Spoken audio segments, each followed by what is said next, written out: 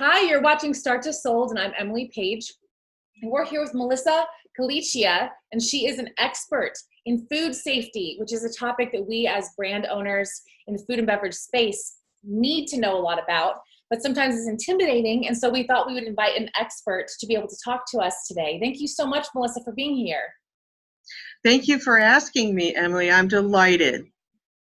Well, so for everyone who doesn't know Melissa, she not only is a chief science officer at Food Micro Labs, which is a lab that does all that testing, analytical testing on the microbes in your food to make sure that everything is clean and safe, but she also is the chief science officer and owner of Food Safety Solutions, which is a consultancy. So if you had strategy that you needed to figure out shelf life or solve and troubleshoot problems, she's the girl to go to, and her company. So today what we want to talk about specifically is picking a contract manufacturer in the food and beverage space. So if you're an emerging brand owner and you want to figure out how to pick the right person and make sure that they're going to make safe food, we want to hear from Melissa what questions to ask your contract manufacturer to make sure that you're going to be food safe. So Melissa, what should we ask our contract manufacturer and what should we be looking for?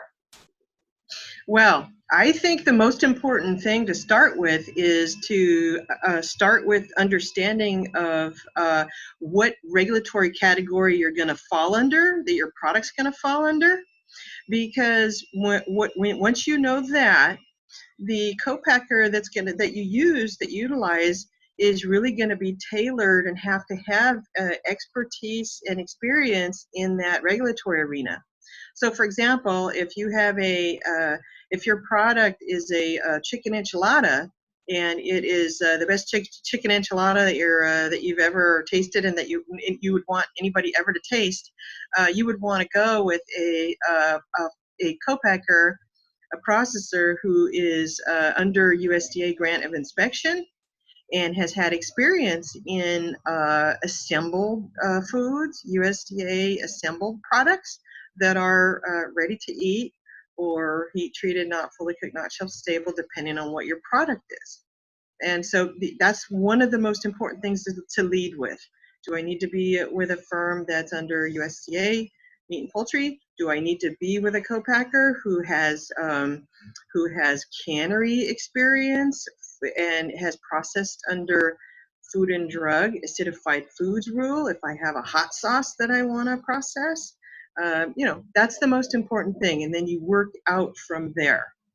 So for everybody who is new to this space, so that means in very layman's terms, it means that manufacturers who make a beverage similar to the type of beverage that you want will be experts already in that category because they're going to be legally monitored in all the products that they're manufacturing. So you want to start by figuring out, okay, what am I making?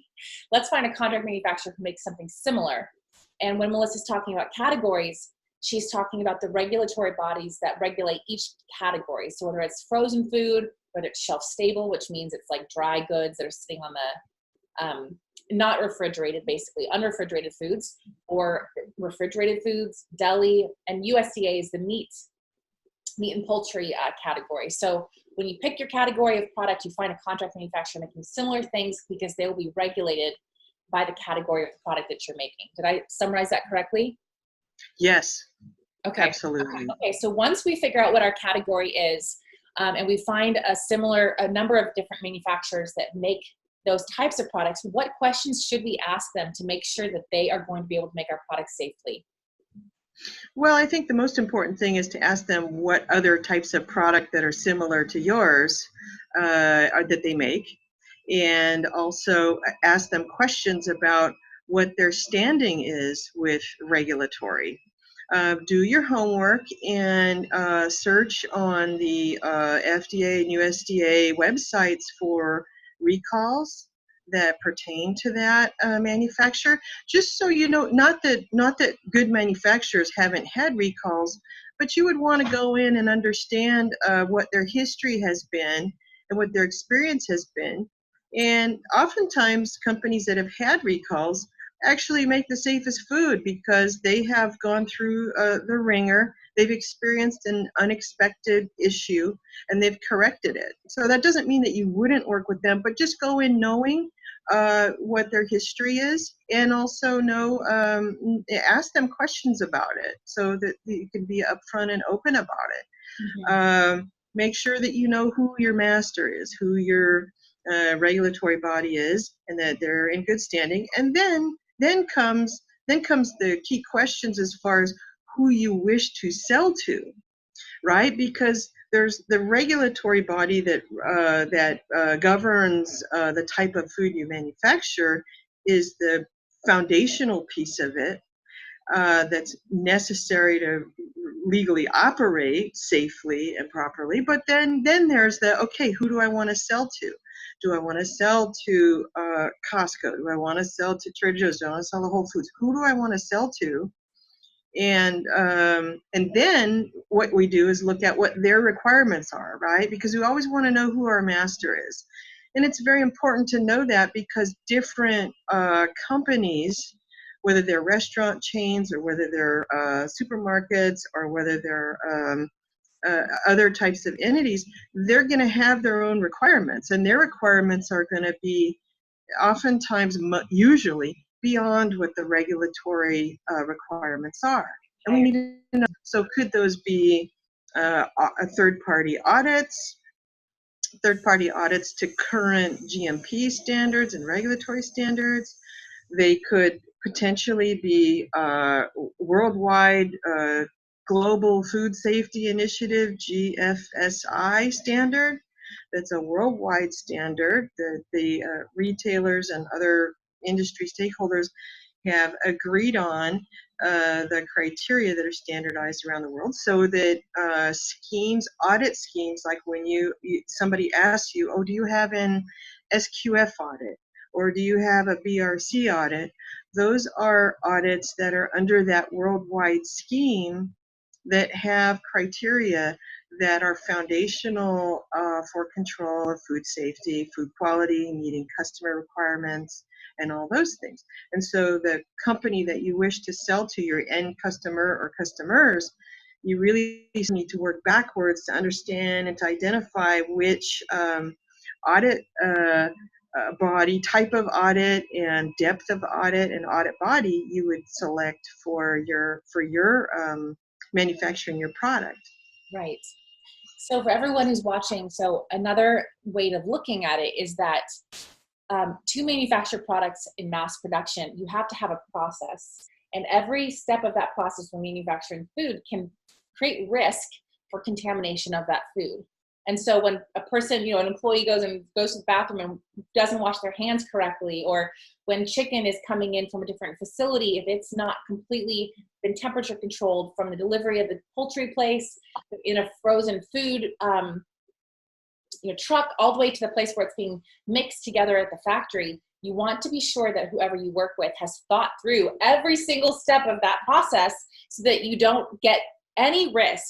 So good factories have written down processes to make sure that, even the smartest person will forget a step if they do it every day. So really good factories have strong practices, standard operating practices that they must document and submit to whoever their governing body is. So they will have those things on record. They can even sometimes be inspected by you. Some of it is considered private proprietary information because it's the way that they map their, factory floor plan. But so you want to be able to know that a factory has those things in place. But if you're a beginner, you won't know those things. You won't be able to inspect their processes to make sure that they're a safe company. So these governing bodies put a list of what needs to be done for a factory to be safe by a certain standard. And there's high, good, better, best type of standards. And so that's what Melissa's talking about here. And so Melissa, so the minimum is going to be food safe, right? Any factory you work with for food has to have food safety certifications. Is there any certification that we should ask for, or how do we make sure that the factory or the kitchen we're going to work with is food safe? Well, I think each and every one of them that operates under either regulatory or third-party standards in addition to regulatory must operate a food safety plan, either a HACCP, Hazard Analysis Critical Control Points, for products under that regulatory requirement, or else a food safety plan. And that is the systematic evaluation of the process and all the potential biological and chemical, physical, radiological hazards that could occur relative to the process. And so each one of those audit schemes and the regulatory bodies require that as a foundation. So if you were looking at a co-packer, potential co-packer, what you might want to do is first start by asking if you can review their food safety plan or HACCP plan that would pertain to the product like yours, so that you can understand generally the process, what they've identified as their potential hazards, and how they're controlling them. You can ask about regulatory outcomes of regulatory food safety assessments or audits. You can also, to help you understand how robust the food safety plans and HACCP plans are, you can actually ask for third-party audit reports. So don't be afraid to ask the potential prospective co-packer, hey, can I see a copy of your full audit report, your SQF or BRC or whatever third-party audit firm that you use? May I see a copy of your latest report? And in there is going to be an evaluation of their food safety plans and also their quality systems that pertain to the product, and control measures for supplier controls on the ingredient controls, process controls, environmental and facilities controls, shelf life, sanitation, pathogen monitoring. All those things are going to be covered in an evaluation, a good third-party audit. And so you can kind of read that and see where they've conformed or complied, and maybe where they haven't and where they have work to do. One thing to bear in mind when you're looking at such an audit report is every firm, every co-packer that you would consider, and every food manufacturer for that matter, is really in a process, sort of a continuum, a quality food safety journey. So systems aren't perfect, and we can't expect them to be perfect, but in a system, when something isn't as we wish it to be or isn't adequate, a systems approach to correcting that is what you're looking for. How do they respond to feedback, and how are they controlling things that have been identified as potential concerns in their food safety or quality systems? Yes. So for every layperson, who's listening to Melissa, what she's describing is, let me explain it in a story. We were doing some products for Target, and a factory had not yet gone into SQF 2 or certified, had not become SQF 2 certified. So they were having their big audit, and they had an audit report, and we were waiting to make this product for Target. They couldn't do it until they had this audit, and they passed it. And what happened is the report came back, and there was flags and things that they had to fix. And we thought, oh my gosh, our first interpretation of so many flags of a not passing report meant that they were a bad factory, that we were at high risk. What did this mean? Because it sounded terrible for them to not get such a high score.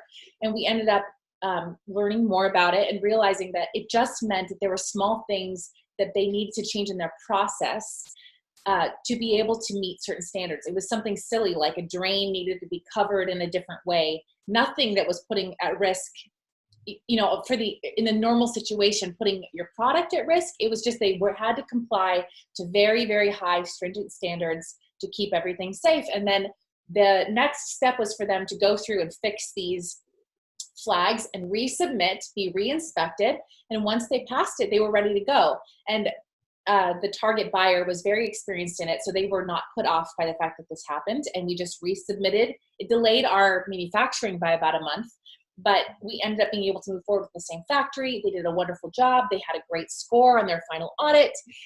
And so as a newbie, food safety can be scary. And so we talk about these things, and we're talking about pathogens and risks, and we're just really covering this so that that this is our job as food professionals, to understand the risks, to predict them and try to prevent them. And that's why we talk about the worst case scenario, why we want these kind of audits and flags, and why we need them, but we shouldn't run around like a chicken without our head cut off, getting too afraid. This is about being responsible and about making plans. And so what Melissa is describing is that every factory will have flags. Every factory will have things that they're working on. Every factory will not, maybe need to go through the audit twice, but that's not a bad factory signal. It just means this is what we do. We're professionals. We're constantly trying to improve. Did I say that right? Yes, I think so. And then one of the other things you can do is ask the prospective co-packer, can I see your corrective action? Because they're required to complete those and close them out with the audit firm. And so ask about those so you have confidence that those have been remedied. And things that are bigger, capital items, whatever, might take longer to remedy, and they might still be in the process of remedying some of them. So just be aware of that. It's a great thing to understand when you're reviewing somebody for relationship, for a future relationship. Yes. And I think the other thing too that I would throw out there as someone, I've contacted many different factories, and I think just like with dating, you start a relationship with a factory asking fun questions like, do you make this product? Talking about the future, what's possible. Okay, we're trying to get this into Whole Foods, and this is the product, and you want to focus on those things. And then you want to ask them, how high of a, what kind of food safety standards do you adhere to? What is the highest certifications that you've received? May I see those certifications? But if you ask too early in the process, can I inspect your audits? Can I get your corrective actions? Sometimes you can slow down the process and scare them away, especially if you're a newbie and you don't know what you're doing. And they have the more effort that they put into addressing your oddball questions, it can delay them. And there's no guarantee of them getting a sale. And so you kind of want to court your contract manufacturer just as much as you're courting someone you want to have a relationship with, because it's a relationship of both trust and building rapport on both sides. And so you're asking those questions in a respectful way. So even if you see some flag on an audit, you don't want to like freak out and call them and get angry or upset. You want to be, they're doing you a favor by working with you, and you're doing them a favor by being a business partner with them. And so it needs to be something where you're asking these questions to build trust and done in a really respectful, uplifting way, trusting way, where you're building trust but asking questions at the same time. Because I've seen some people lose contract relationships with great factories just because they were not knowledgeable about the audits, and they got a little too carried away and were offensive in how they handled asking some of these questions, because they're kind of personal. They're personal about a factory's livelihood and their business, and this is their profession. And so you want to be respectful and ask these questions just to know that I think asking about their food safety audits indicates that you're knowledgeable, that's important, indicates that you have standards for who you're going to work with. It also is important for you to be able to know that your retailer will ask those things. And so it's important to ask that out loud. Kind of like when you're dating, you're like, do you want to have kids? Okay, you got to ask that question to make sure you're on the same page. But it's not something where we're not giving this knowledge to brand owners to be able to poke holes in a factory. Most factories are doing a great job, and you just want to be sure that everything's out on the playing field, and that you're knowledgeable, and you're showing that you're knowledgeable up front. So Right. Yeah, and one of the other things too, Emily, that I think is so important is when you look at a third-party audit. Third-party means it's elective, right? That firm, that co-packer is paying to have a third-party, objective, knowledgeable, expert person come in and evaluate their systems. And so, as part of those systems audits, the ones we talked about, SQF and BRC, are the most common in the United States here. And when you look at those audits are the co-packer is audited in pertaining to a certain food category, and you want to look at the food category and make sure that's consistent with yours. If you have somebody a co-packer that you're evaluating, and they're approved for the entrees or ready meals, and you're shopping and your product is a beverage product, and that's not included in their scope of their products that they're certified for, then you want to look at that. That doesn't mean there aren't plenty of co-packers out there that could do a product that is divergent from what they've been doing, and because that's how they grow. But if you want to know if you're the first one in that new category, because sometimes that can be a little bit, it can delay things a little bit, and you just need to know that the Yes. categories that they're being audited to are consistent with your product. I love that you said that, because I recently was importing some products for a client, and they were FDA certified in like the health category, and just for like food, but they were not certified for this. It was a product that was classified under a medical tool. And so anyway, we thought they were completely fine, but we found out as we were importing it, because the product was held at the was held and eventually destroyed, because it wasn't worth it for us to get this very high level of inspection. We couldn't do it in the amount of time that we needed. We have to go to a different facility. So the facility was certified in other categories, but not in our category. And so we ended up having to destroy products. So I think it's so smart that you brought that up, because that was a painful learning thing that I had to pay for and learn the hard way. So one thing that you keep talking about that I think is so good, we should get digging a little bit deeper, and I'd love to even write this out as a list. So as we are growing, when we first launch a product, we might find a contract manufacturer that has one level of standards, like they're food safe. And so they can make a product and we can begin selling it in coffee shops or smaller environments. That is a certain level of food safety that we need to be able to meet. But if we actually want to be able to sell things to Costco or Target, those massive big box retailers actually have very high standards. And so could you kind of explain, and if you're not making stuff at that factory, then you can't even be considered. And so you'd either have to move your product to a facility that is capable of servicing those large retailers, or have your co-packer go through an audit. So it's kind of important to know how the retailer, like the requirements that these retailers would give. So could you kind of explain small guy minimum certificates, so we could write them out as a list, and then what are the big guy minimum certificates? Yes. Well, small guys, small restaurant chains, small retailers, things like that, they often will just have the fundamental requirement that you have to meet regulatory requirements. So as a basis for all the systems, all legal manufacturing, wholesale manufacturing of foods, you need to meet the regulatory criteria as a foundation. So then you may have, which by the way, include food safety, include the food's got to be safe, it's got to be wholesome, it's got to meet labeling requirements, it's got to meet good manufacturing practice requirements for facilities, equipment, grounds, training, personnel, handling, and all those sorts of things, storage controls, receiving, transport controls. So those are the foundational regulatory. And then when it comes to meeting customer requirements beyond the regulatory food safety, wholesome food quality, there are requirements for customer specific, and those might be things like that are covered more and emphasized more in the SQF and BRC, the third party audits, which have to do with the agreements with specifications.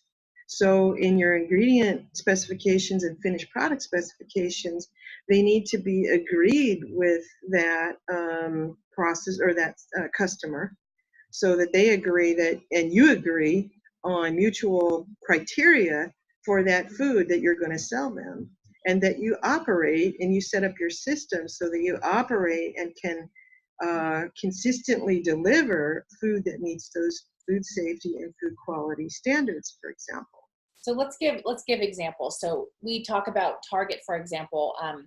They had an SQF2 certification requirement. And in order to be able to meet that, they also had to be audited by a third party. So that's Yes. an example. So if I was contacting a manufacturer and I said, hey, if you're a newbie and you don't know how to ask the question, you don't know what to ask for, you can say, hey, I'm interested in selling to Target. Do you have certifications that would meet those requirements? And some contract manufacturers will reply back, we've actually not only gotten SQF certifications, third party audit, but we also have a Target specific or a Costco specific audit, which is a really great sign that this company would be safe to work with, although they normally have very high minimums. And so they wouldn't want to work with you unless you can bring the volume, because they have to pay a lot of money for these audits. And but so what other types of, because what I want to do is tell people like a shorthand email that they could write to their contract manufacturer to decide whether or not that factory will work for them in the small guy category or whether they will work for them in the big guy category. Big box. Yes. So really begin with the end in mind. If you have a product that is a chili, let's say it's a chili product, and you know that who you're going to be targeting to sell to is going to be Wendy's restaurant chain.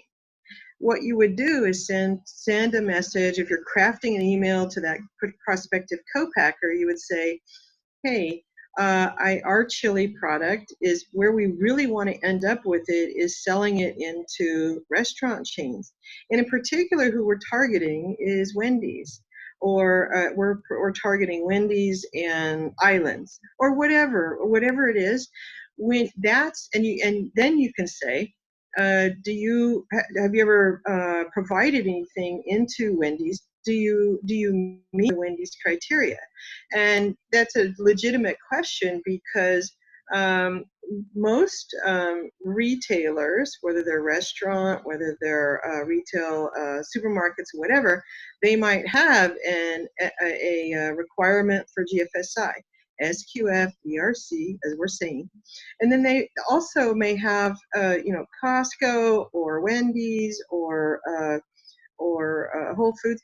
They may have addendums to those GFSI, those SQF and BRC audits that are specific requirements that are required for approval for that co-packer to manufacture food for that end customer. Right. And so the addendum is what you do when you go through a 3-day qualification, SQF audit, for example. You can use for any end customer who has SQF as their third-party criterion or GFSI as their third-party criterion. But if that customer is Costco and they additionally have a requirement for an addendum for specific audit criteria that you've got to meet to satisfy Costco, then that co-packer would have to have not only that SQF audit and be conforming with it, but they would also have to have that addendum for Costco, for example. So those are the lead with whomever it is you wish to really sell that product into. That's the best idea, because then you can work with that co-packer. And if you decide that you're going to sell that chili into Wendy's and they meet the Wendy's criteria and they already have gone through a third-party audit with an addendum and they're already in good standing, and you decide and you get another account for another restaurant chain or retail company that you don't have an addendum with, then when you're working and you later get that account, then that co-packer is going to have to make the decision, what do I want to have another addendum audit, and do I want to meet those criteria? So when you ask them when you're first starting out, okay, whose criteria do you currently meet? What addendums, if any, do you have? What third-party audit scheme, if any, do you meet? And that way you can kind of get an idea. Okay, yeah, they meet the addendum for Costco, they meet the addendum for Wendy's, they meet the addendum for blah, blah, blah, blah. And so you have an idea that they have several that they meet, And you don't, at this point, if you don't know who your end customer finally is, all of who they're going to be, you might have to discover along the way through your sales channels, what criteria are required for that ultimate customer that you'll have to meet in the future. Right. Can you, can you give me an example of what type of things they would be looking for in the addendum? Is it, because I think what they had is that they had a minimum requirement for how high you had to pass your audits for GFSI, yes. but Yes. So, for example, somebody on something like a Wendy's audit, you have to have where your product it includes a meat or poultry item. You have to have a questionnaire and questions and satisfy requirements for animal welfare, for example. see, okay, now I understand what you're talking about. They might pick just certain things. They might be related to the specifications that the company has. They might be related to specific metal detector standard sizes that you've got to run through your metal detector, and there might be maximum size limits that you have to meet, and so it'll be in the addendum. There'll be specific requirements that customer, that retailer, or that customer has that says, hey, it's got to meet this criteria for us. Right. Okay. And so for the brand owner listening to that all sounds very intimidating, probably, because there's so much that you probably don't know. But the good news is that, number one, you can rely on your contract manufacturer to help you. So the goal is to disclose to this contract manufacturer what your goals are. Again, it's very similar to dating. Like, you're trying to disclose what your desires are. My goals are this thing. I've got this recipe. I'm trying to make this to sell it into this type of a store and customer. This is my intended use. Do you have experience with manufacturing these types of products? What are the audit levels that you have met? You can ask them if they've ever worked for similar companies and what addendums or secondary audits they might have already met. And the contract manufacturer will tell you what those things are. And so you don't have to memorize every single thing up front and worry about it. But that's the place that you'd start. If you're talking to, let's say you've already gone to a trade show and you started showing a product before you have it mass produced, and you get interest from Trader Joe's or from some retail buyer, you can ask them what their standards are, and if they will tell it to you, and then you can bring it to different contract manufacturers to see if they've already met those standards. So it can be a two-way street. If you have retail interest, you can ask a retail buyer what their minimums are. And the same is true with your contract manufacturer. Can say, this is my target retailer. What minimums have you met that would allow us to be able to work with them? So that's very, very empowering. All that stuff is so helpful. I think what we'll do is we'll add to the blog where this video is posted, like a template email that they can write and send in that will help them to kind of articulate some of these things, because GFSI, GMP, these are a lot of buzzwords that are new for people and a little intimidating. The one other thing I don't think we've covered very, very well is the oddball type of, not even oddball, but they're unique call outs that sometimes we want to be able to put on our product. So, for example, organic products, kosher products, halal products, those types of things are actually audit. The factory needs to be able to manufacture those things. So could you speak to those unique call outs and how to kind of ask that question of your contractor and pick someone who meets those things? Yes, that's a great question, Emily. So if you're planning on having your product meet one of those, what we call identity preservation requirements for kosher, organic, or non-GMO, or whatever, you can ask them.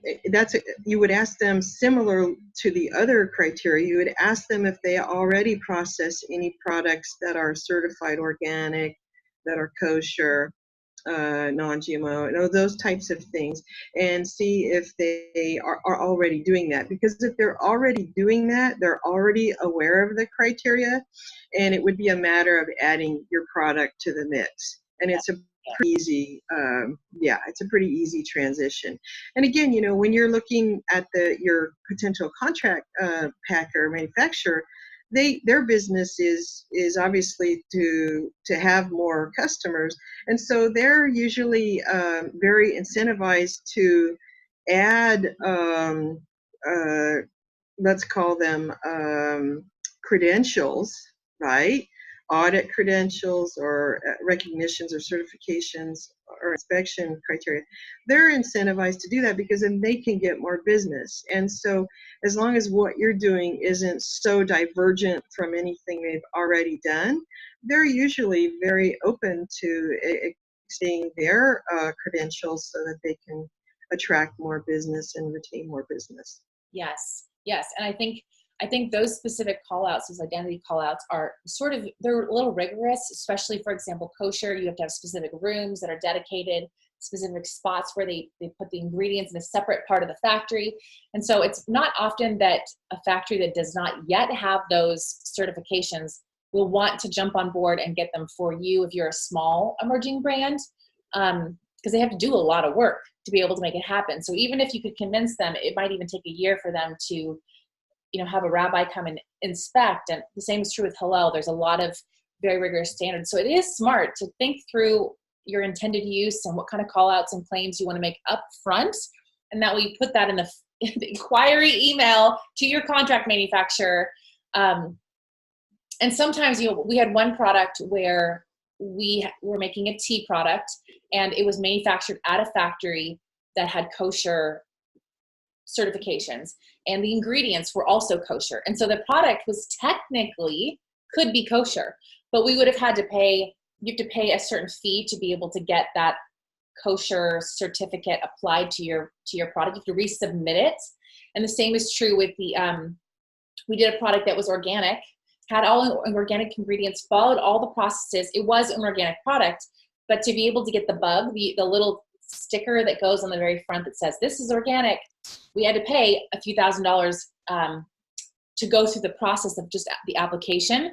And in the very beginning of the product, we determined we would not apply to either kosher or organic certifications, even though we met all the requirements, because we didn't want to pay for it. We wanted to make sure the product would sell first. It wasn't the main reason why people would be buying the product. Once it was a wild success, we went back and reapplied for those certifications to be applied to this product specifically. And it ended up being very positive. Like, it was a great thing we could announce to people. Like, we've always had the best premier ingredients. They were organic. We just hadn't got the certification.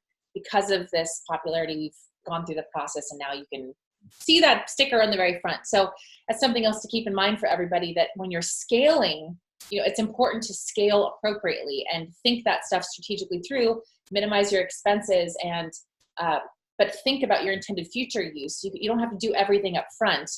And I think that's one other thing to keep in mind with what Melissa was saying about factories that have all of these SQF2 certifications or target audits. If you're just getting off the ground, those factories probably have massive minimum order quantity requirements, and they've paid a ton of money to be that rigorous in their certifications. And it is okay to start with one factory that maybe doesn't have the ability or capacity to work with Target, or isn't currently working with Target, but they have high standards. They have SQF certification, or they're able to help you meet those minimums. And then in the future, once you run with them, you can scale to an even larger factory that's able to do really massive quantities. So that's another way that you can think of scaling. Some factories that aren't as experienced working for big box retailers will take lower minimums and are more open to small emerging brands because they want to build their business. And so you can always think of things as a scale, as long as things are meeting your food safety minimum requirements. So is there anything that you would want to add, Melissa, to that about advice for emerging brands when picking and contacting a contract manufacturer about this? No, I think we covered everything. I think we really, from the get-go, and understanding their scope and capabilities and where they want to go, what they want to build and increase business-wise, and what they don't. Understanding that is helpful as well, because your product line may change and expand as well. So, right. But otherwise, I think we covered it. Yes. Well, that's good. I think just to summarize, I think that whenever you're approaching a contract manufacturer. I've seen people who are newbies take it from different angles, and some people have been very standoffish and feeling like, well, you want my business, don't you?